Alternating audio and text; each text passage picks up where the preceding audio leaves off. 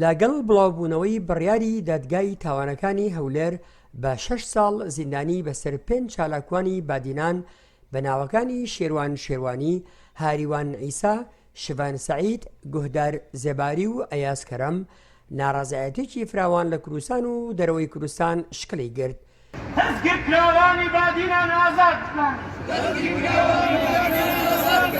چەندین خۆپیشاندان ڕێکخران و ڕێکخراوە نێونەتەوەیەکان هاتنە دەنگ و تۆڕە کۆمەڵایەتیەکان بوونە مەیدانێکی پشتیوانی فراوان لە دەستگیرکراوان. بڕیارەکە بە بڕیارێکی سیاسی هەژمار کرا و پارتی دیموکراتی کوردستان کەوتە ژێر گوشارێکی زۆرەوە.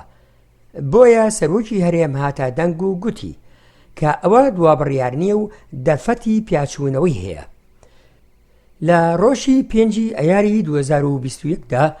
دادگای پیاچوونەوە لەسەر بڕیارەکەی دادگای تاوانەکان ڕاوەستا و هیچ گۆڕانکاریەکی ئەنجام نەدا و 6 ساڵ زیندانیکردنی سەپاند. لەگەڵ بڵاوبوونەوەی ئەم بڕیارە دووبارە شەپۆلێکی تر لە ناڕازایەتی یەخەی دەسەڵاتدارانی کوردستان و بە تایبەتی پارتی دیموکراتی کوردستانی گرت. تەنانەت پارتەکانی نزیک و شەریک لە حکوومەت بە هەمان شێوان ناڕازایەتیان دەربڕی و بڕیاری دادگایان بە بڕیارێکی سیاسی لە قەڵەمدا نەک یاسایی. لە بەرامبەر ئەم هەموو ناڕازایەتیانەدا پارتی دیموکراتی کوردستان جەخت لە سربەخۆیی دادگاکان دەکاتەوە و گفت دەدات کە دادگاکان بێلایەنانە کاری خۆیانیان کردووە و بڕیارەکان تەواو یاسایین و دوورن لە سیاسیەوە. هەروەها پەنجەی تاوانی بۆ لایەنەکانی تر ڕاکێشا و ڕوژاندنی بڕیاری دادگا وەک بڕیارێکی سیاسی بە پڕوپاگەندەی هەڵبژاردن وەسف کرد. لەم نێوەدا حیزبی کۆمونیستی کرێکاری کوردستان لە بەیاننامەیەکدا بۆ ڕایگشتی پێشنیارێک دەخاتە ڕوو. سەرەتا جەخت لەوە دەکاتەوە کە ئەسڵ ئازادکردنی چالاکوانانە و داوا دەکات کە چالاکوانان دەست بەجێ ئازاد بکرێن. لە درێژەی بەیاننامەکەدا هاتووە پرۆسەی دادگاییکردنی ئەو 5 دەستگیرکراوە بە ئامادەبوونی پارێزەرەکانیان و لەژێر چاوەدێری ڕێکخراوە جیهانیەکانی تایبەت بە مافەکانی مرۆڤ و هەر لایەنێکی پەیوەندیدار کە بیەوێ ئامادەی پرۆسەی دادگاییکردنەکە بێت دەست پێ بکاتەوە بە شێوەیەکی ئاشکرا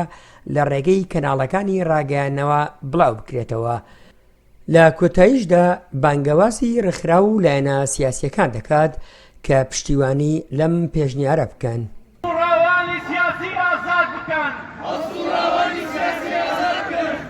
بەڵێ عزیزان ئەوەی بینیتان ڕێپۆرتاژێک بۆ لەسەر کەیسی دەستگیرکراوانی بادینان و دواهەمین پێشهاتەکان و پێشنیارێکیش کە لەلایەن حیزبی کۆمونیستی کرێکاری کوردستانەوە کراوە بۆ تاوتۆکردنی زیاتری ئەم کەیسە. تاهیر حەسەنمان لەگەڵدایە. ئەم کاتت باش تاهیر حەسەن، ئەگەر بپرسم ئێوە ئەم کەیسە چۆن دەبینن؟ ناڕەزایەتێکی زۆر هەیە داوای ئازادکردنی ئەم دەستگیرکراوانە دەکات و لە بەرامبەریشدا پارتی دیموکراتی کوردستان جەخت لەسەر ئەوە دەکاتەوە کە دەست نەوەردرێتە کاروباری یاساوە. ئێوە چۆن دەیبینن؟ بەڕای من ئەم کەیسە لە دوای کەیسی تیرۆری سەردەشت عوسمانەوە کەیسێکی ترە کە بە پارتی لەگەڵ قەیرانێکی زۆر قۆڵی سیاسی بەرەوڕوو کردووە و ئەم کەیسەشەکە درێژە بکێشێت دەبێت بە مۆرێکی تر بە نێوچەوانی پارتیەوە کە ئێستا هەچەنەکان ناتوانێت نازانێت چۆن لی دەچێت، چونکە ئەم کەیسە ئەرعادێکی جیهانی وەرگرتووە. سەفارەتخانەکان، ڕێکخراوەی جۆرا و جۆر، ڕێکخراوەکانی مافی مرۆڤ، ئەمنستیە ئینتەرناسیۆناڵ، زۆرێک لە اتحادیە کرێکاریەکان، ئەحزابی جۆرا و جۆر لە دەرەوەی کوردستان و ناوەوەی کوردستان، هێزێکی جەماوەری فراوان هەموو داوای ئازادکردنەکەن تاگاتە قونسڵخانەکان و ئاخری خەبەریش وەزارەتی دەرەوەی ئەمریکا جارێکیکە تاکیدی کردوەوە لە ڕێگەی یاریدەدەری وەزیری دەرەوە کە دووبارە بامانە ئازاد کرێن و هەموو نیشانەکان نیویۆرک تایمز بە هەرحاڵ جەرایدە جیهانیەکان باز لەسەر هەڵکشانی حکوومەتێکی پۆلیسیەکەن لەژێر دەسەڵاتی پارتیە.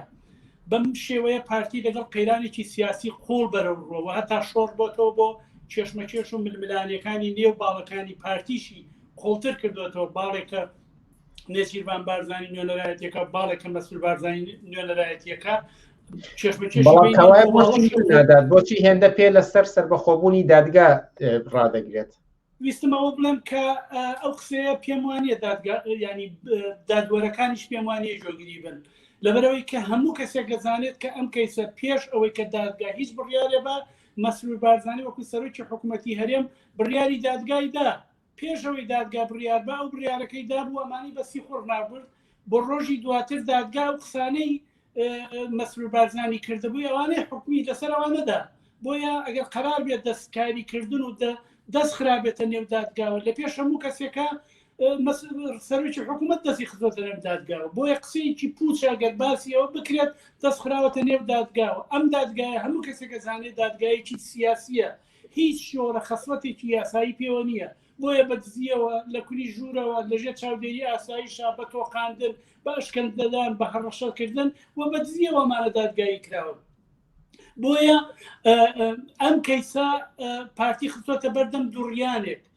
چونکە لە بناغەدا ئەم کەیسە بووە بە کەیسی ئازادی سیاسی لە کوردستان ئەم کەیسە بووە بە کەیسێکی خواسی خەڵکی کوردستان بۆ ئازادکردنی ئەمانە هەموو کەسێکە زانێ و پارتیژە زانێت کە دوای ئازادکردنی ئەمانە ڕۆژی ئازادکردنی ئەمانە و ڕۆژێ پێش ئازادکردنی ئیتر هەولێر و ناوچەکانی ژێردەسەڵاتی پارتی وەکو پێش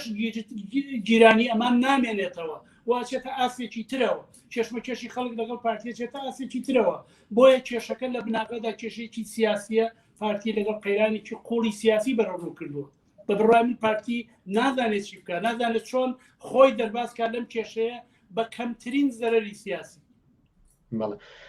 لە نێوەدا حیزبی کۆمونیستی کرێکاری کوردستان لە بەیاننامەیەکدا بۆ ڕای گشتی وێ ڕای ئەوەی کە جەخت دەکاتەوە لەسەر ئەوەی کە ئەسڵ ئازادبوونی ئەم دەستگیرکراوانەیە بەڵام پێشنیاریش دەکات کە دەکرێت دووبارە دادگا بکرێنەوە و بەڵام لەژێر چاودێری ڕێکخراوەکانی مافی مرۆڤ و هەموو ئەوانەی کە دەیانەوێت ئامادە بن و پارێزەرەکانیش ئامادەی دادگاکە بن ئێوە بۆ چونتان لەسەر ئەم پێشنیارە چیە و دەیەوێت لەم نێوەدا وەڵام بەچی پرسیارێک بداتەوە ئێمە پێشووتر شاید لە پێش هەموو ئەحزابی سیاسی ویلایەنەکان بەیاننامەمان دەرکرد کە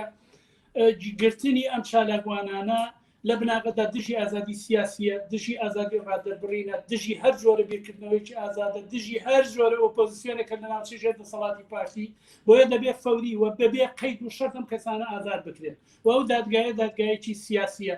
و هەتا باسی ئەو جۆرە ئەشکەنجەدانەمان کرد کە ئەمانە لە ژێر فشاری زەخت و زۆری ناشرینترین و دژی ئینسانیترین هەڕەشەدا قسەیان پێتۆمار کراوە ئیمزایان پێکراوە بۆیە داوامان کە دەست بەجێ بێ ئازاد بکرێت ئەم کێشەیە تاوەکو ئێستا لە جۆرێک لە بنبەستایە جۆرە لە بنبەستە پارتی دەیەوێ وەخت بکڕێ سیناوی جۆرە و جۆر دروستەکەوە هەمیشە بە هەر حاڵ جۆرێک لە بنبەستە ئێوێ ئازادیان بکە نازانێت چۆن بیانکە چۆن زەرەری سیاسی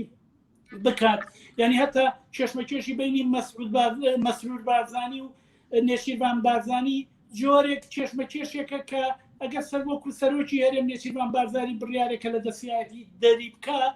جۆرێک کێشەی بینی مەسرور و نێچیروان بارزانیش دووەوەی کە قوڵە بێتەوە سەری کێشێ بۆ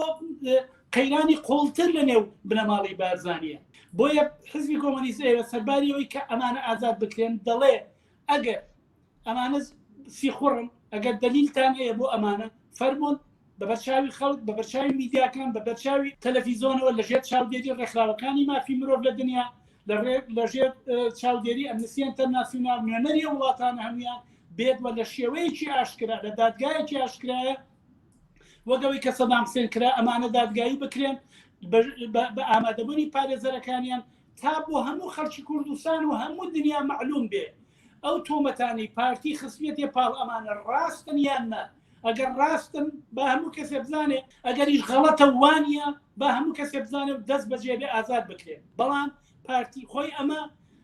ئەگەر پارتی بچێتە پای ئەمە کە هیوادارم بچێت ئەگەر پارتی بچێتە پای ئەمە ئەزانێکە لە سەدەمانە ئازاد دەکرێن بە بێتاوانیان لەسەر مێردرێت دا ئەوها دادگایەکی عادلانەیە بۆیە ملی پێ نەداوە تاوەکو ئێستا پارتی نازانێ پارتی بژاردەی زۆری لەبەردەمانیە ئەوەی کە لەبەردەمیایەتیەوەیە دەبێ ئەم کەسانە ئازاد بکرێت ئەو تۆمەتانی خسێتی پاڵ ئەمانە هیچ بنەمایەکی نییە ئەگەر ئەو تۆمەتانە شمولی تاوانبارانی ئەمانە بکات لە پێش مەسرور بارزانی ئەگرێتەوە ئەوەی کە ڕسمی لەگەڵ کەسی پەکەکەیا گرتووە ئەوەی کە نازانم لەگەڵ چالاکوانانە دانیشتووە لەگەڵ سەفارەتخانەکانە دانیشتووە ئەگەر ئەمانە بە تاوان بێت لە پێش هەموو کەسێکە سەرانی یەکێتی وە پارتی تاوانبارە بن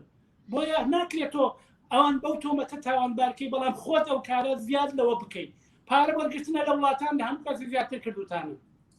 لەگەڵ سەفارەتی وڵاتانە دانیشتون لە هەموو کەسی زیاتر کردوتانە لەگەڵ دەستگا سیکوڕیەکانی CIA وڵاتانی جۆرا جۆرە لە هەموو کەس زیاتر کردوتانە لەگەڵ دەستگای میتو ئیطلاعاتە لە هەموو کەس زیاتر ئێوە کردوتانە بۆیە ئەزان کە ئەو تۆمەتانە ئەگەر لە دادگایەکی ئاشکرایە بکرێت بە هیچ شێوەیەک ئەوانە تۆمەتبار دەرناچن و مەسەلەکە دامەزراندنی دەسەڵاتی لە بیدایەتی دەستپێکردنی ئەم حکوومەتە و ئەم کابینەی مەسئول بارزانیە یەکەم هەنگاوی بە وەکو دەسەڵاتێکی پۆلیسی ویستی لە ناوچەکانی ژێر دەسەڵاتی خۆیە هەر جۆرە دەنگێکی ئازادی سیاسی ئازادی ڕادەربڕین خۆپیشاندان خۆنمایشکردن لەو ناوچەیە بە تەواوی بکوژێ ئەمە ئامانجە لە گرتنی ئەم جۆرە کەسانە و بەشدانیشی جۆرەکە لە نەفەتێکی سیاسی لەو ناوچەیە بۆیە پارتی لەگەڵ قەیرانێکی قوڵ بەرەبڕوو کردووە بە بڕای من پارتی هەتاوەکو ئێستا گەورەترین زەربەی سیاسی خواردووە لە دوای کەیسی تیرۆری سەردەر عوسمان بەڵێ لە ساڵانی ڕابردوودا دەبینین کە ناڕەزایەتێکی زۆری جەماوەری بەرەو ڕووی حیزبەکانی دەسەڵاتدا هەیە ئەوەی کە لە دیسەمبەری ساڵی ڕابردوودا بینیمان کە بارەگای حیزبەکانی دەسەڵات و ئەوانەی کە شەریکیشن لەگەڵیانرا سووتێنران ئەوێ پرسم کە ئەم کەیسە چەندێک پەیوەندی و گرێدراوە بەم بزوتنەوە ناڕەزایەتی جەماوەری کە ئەمڕۆ لە کوردستاندا بوونی هەیە یان دەکرێت بابەتێکی یاسایی تەماشا بکرێت ڕاستەوخۆ بەشێکەکەەوە ئەمە چێشمەکێشێکی سیاسیە ئێستا خەریکە بزوتنەوەی ناڕەزایەتی خەڵک ئەمەی کە خەڵکی مقاوماکەن ئەمەی کە خەڵکی ناڕەزایەتی دەرەبڕێن ئەمەی کە خەڵکی بە شوێن بانەوازەکان لە دەرەوە ناوی کوردستان بە شوێن بانەوازەکانی چالاگوانان و چەپ و کۆمونیستەکان و حزبی کۆمونیستەوە دێن نمایشی جەماوەری نیشانەدەن نیمزا کۆەکەنەوە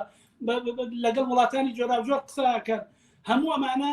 توازن قوایەک خەریکە شکڵەگرێ بە قازانجی بزوتنەوەی ناڕەزایەتی خەڵک بۆیە ئەگەر بە ئەمانە ئازاد بکرێن کە من پێم وایە سەرەتاکانی دەستپێکردنی ئازادکردنیان دەستی پێکردووە سەرەتاکانی پاشەکشەکردنی پارتی دەستی پێکردووە چونکە لە نێو خودی دەسەڵاتی بزوتنەوەی کوردایەتیە ئەم کەیسە قڵشتی خستۆتە نێوان ئەوانیشەوە کەسانێک و بەشێک لە هەتا لە نێو دادوەرەکانە بەشێکیان ناڕازین لە نێو هەرەمی دەسەڵاتی حکوومەتی هەرێمە بەشێکی زۆریان ناڕازین قڵشتی خستۆتە نێو کریزەکانی ئەوانیشەوە بۆیە خەریکە توازن قوایەک بە قازانجی بزوتنەوەی ناڕەزایەتی خەڵکی کوردستان کە لە چەند مانگی ڕابردووە هەر هەتا دێ بە شکلی جۆراوجۆر خۆی نمایشەکات و درێژەی هەیە خەریکە نیشانەکانی ئازادکردنی ئەم کەسانە دەرەچێت بۆیە ئەم کەیسی کۆمەلگەیە ئەگەر خەڵکی کوردستان لەم نەبەردایە بتوانن ئەم تەوازن قایە بە قازانجی خۆیان بگۆڕن بە بڕای من هەنگاوێکی گەورە لە ڕاستایی لابردنی مەترسی حکوومەتێکی پۆلیسی کە کابینەکەی پارتی ئەیانەوێ لە کوردستانە دایک مەزرێنن خەڵکی کوردستان لە تەوازنێکی باشتر بەهرەمەند دەبن و بزوتنەوەی ناڕەزایەتی خەڵکی کوردستان پێ ئەنێتە قۆناغێکی تر لە یەکگرتووی لە داسەپاندنی خواستەکانی بەسەر دەسەڵاتی یەکێتی و پارتیە ئەم کەیسە کەیسی خەڵکی کوردستانە بۆیە نیگەرانە پارتی ئەمە کێشەی بینی دوو خانەوادە نییە کێشەی بینی کێشەیەکی ئیجرامی نییە کێشەیەکی قانونی نییە کێشەیەکی یاسایی نییە لە بناغەدا کێشەیەکی سیاسی ئازادی سیاسیە لە کوردستان